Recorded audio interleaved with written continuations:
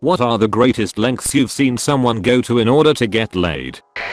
In high school I stayed over at my girlfriend's place because her parents went on an overnight trip. They were coming back the next morning, so I left around 3 AM. This was in the dead of Canadian winter, and with wind chill, was around -45 degrees Celsius or -49 degrees Fahrenheit. At the time I didn't have a car, so I waited for the bus for over 20 minutes as it was a night schedule. I was not prepared for this ordeal. I didn't have winter boots, I was wearing jeans, and I did not have gloves. By the time I got on the bus and to my stop I was in pain. I still had a 15-minute walk to my house and my toes started to tingle, so I ran. I was running thinking, if I didn't I might lose my toes or fingers, and when I got home I jumped into my bed with a winter jacket and wrapped myself up till my body regained some life. Still got laid though, so I would say it was worth it. I flew to Canada to lose my virginity. I live in the southern US. A cousin of mine flew from New York to Houston, then we drove 4 hours to Dallas, just so he could try to smash a girl. He didn't. Friend of a friend rode 50 miles by bike to get laid for the first time. Took him like 6 hours or some shit. He smashed, probably sweaty and smelling like shit, and then rode the 6 hours back. He's a f***ing legend. Had a mate from Alaska who fell in love with a hooker in Amsterdam. He spent almost his entire travel savings seeing her. She eventually refused to see him anymore and gave him quite a talking to, trying to put things into perspective for him. This dumb kid I knew drove all the way to Florida to bail some girl out of jail so that her parents wouldn't find out she had been arrested. It was an 18-hour drive, and when he got her out of jail she asked him to pick up her boyfriend. They drove home together all the way back to Indiana in complete silence. Also, it was me. You drove 4 hours here and brought beer? I'm Chris Hansen from Dataline NBC. I had a real piece of junk car. My girl wanted me to come over because there was a blizzard and we could keep warm together alone. But the drive was far and my car had many issues. I did drive through the blizzard, but my front wheel literally rolled off and I got stuck in a snowdrift. I took out my stuff, took off the plate, put it in my backpack, and walked the last 8 or so miles. Worth it. Stay in a terrible relationship because of consistent sex. I stopped at a highway rest stop south of Cleveland on a bitter cold night in the middle of winter. 2 guys all bundled up pulled in on a little street bike like Dumb and Dumber. They were coming from western Pennsylvania going to Kentucky. One guy had a girlfriend there, and the other guy was hoping to mount her friend. Pre-internet. A friend of mine went from being an atheist to a full-on Jehovah Witness. He was a virgin, met this girl, who was a Jehovah Witness. She gave him sweet non-stop puss for a couple of months, and then cut him off cold turkey, and told him she had just realized how they would never end up together, because her family would never accept it. The rest is history. R.I.P. Pablo. 12 years later, you are still missed. Spanish disco in the late 90s. Really cute girl asks me if I want a cigarette. Now, I don't smoke. But I respond, sure, like I've been smoking forever. Ended up smoking 4 cigarettes. The girl leaves. I then puked my dinner on the sidewalk outside of the club. What a loser. One guy I know became a security guard of a girls only hostel, hoping he'd get laid. Apparently he quit with severe blue balls. A friend met this girl online and asked me to come with him on a trip up north to meet her and hang out with her for the weekend. My friend was in a band who had a show the night before we were supposed to leave, and the plan was to meet at his place at 4 AM to drive up and meet this girl around noon.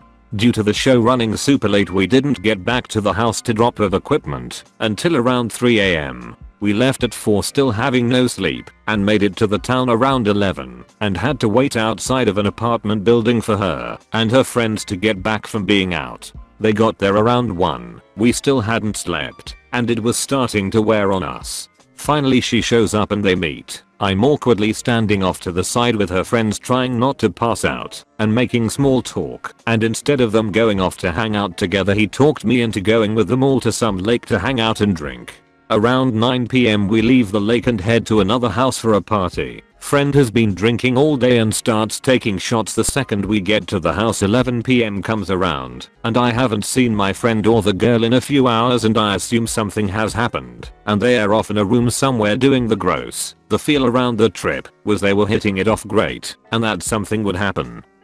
Before we left the next day, I go inside to grab an energy drink cause at this point I still haven't slept, and I find my friend slouched in the middle of 4 people on a couch complaining about how we drove up all this way and this girl was basically ignoring him. Take him outside and we sit down at a table and he tells me about how she hasn't talked to him the entire time we were at the house and how he wanted to leave. I get up to go see if we are blocked in, and when I come back to tell him we are good to leave I see him puke all over himself and he just starts sobbing. I take him to the truck and clean him off and take off looking for a hotel. This is a small college town and I can't find a hotel. To save my fucking life, it was either sleep in the car with my vomit stained friend, drive a town over and get a hotel, or just drive home because I'm 100% done with this trip. 6 hours later I'm pulling up to his house, running on no sleep for the last 40+ hours, and tell him to go inside, that I'm gonna take his truck home and I'll bring it back tomorrow. He zombies his way in and I go home. I get a frantic call from him at around noon and he's freaking out thinking we'd never made the trip, and afterwards he apologized for dragging me along and to this day still brings it up as his that's how far I'll go even though nothing happened, and the only person that got that weekend was my sleep schedule. Had a friend once who stopped being ultra religious when he got to college. Then he met a hardcore Christian girl and jumped back on his ultra religious zealot bullshit just so he could smash. Never found out if he did. One of my best friends back in middle school broke out of his parents' house, stole his older brother's car, then drove illegally, we were 15 at the time so no license, across town where he broke into / given access to his at the time GF's parents' house to do the deed. Then made it back home without anyone knowing. I guess what made it special, if I remember correctly, was the night they both lost their V card. My friend, who was an avid hunter / lover of BBQ, went vegan for 6 months to smash this girl, and it ended up being terrible, like crying hysterically to us because he couldn't believe how much time he invested in her. He cooked what amounted to an episode of epic mealtime after the breakup, and having not had any meat for over half a year spent the night puking because he ate probably about 5 pounds of meat. A cousin of mine flew out from Tennessee to Wisconsin to see a girl from an online game he's been chatting with. I traveled with him. He went on about their conversations of wishing they could see their faces, getting married, and of course, he took these illusions too far, in hindsight, but he said he'd pay for my ticket, so I couldn't resist seeing the cringe first, and the location was given through their online chat, for whatever reason, and he knocked on her door. Let's just say that the conversation the two had outside was not romantic in the slightest. Not as drastic as some of the stories in this thread, but when I was a teenager, my first sexual relationship was with a girl who had huge tits and a ferocious sexual appetite. When I say this girl did everything and f***ed my brains out, I mean she really f***ed my brains out. We moved 6 or 7 miles further away from her when I was 17. She'd text me at 2 AM on a school night or whatever, asking me to come up to her place. I'd walk up to her house in the rain, snow, and even a hailstorm of fire if it happened, just to get laid. And I mean briskly walk there, f*** around with her until 5 AM sometimes, walk home and pretty much get ready for school that day. I was with this girl for 6 years. In the beginning I used to have to sneak in and out of her house, thinking I was all sly, that her parents never caught me. Then one night years later, we were drunk at a family BBQ and her dad goes, "I know you think you're clever sneaking in and out of my house through the garage, but I'm up late at night in my office and I can see you sneaking in every time." He really put the fear of God into me with the face he made and his tone. After that though, her parents eventually stopped caring. We were together for so long, I practically lived there near the end. Went to a bar to meet friends for a few light drinks, as some of them are doing a charity run that night that ends as the sun rises. Get introduced to a friend of a friend and all goes well. We all end up very drunk and in a nightclub. Nightclub ends and she comes back to my house and we've moved to the bedroom when all of a sudden she realizes she was supposed to be doing that charity run and starts panicking. Seeing this all swiftly falling apart before my eyes, I too panic.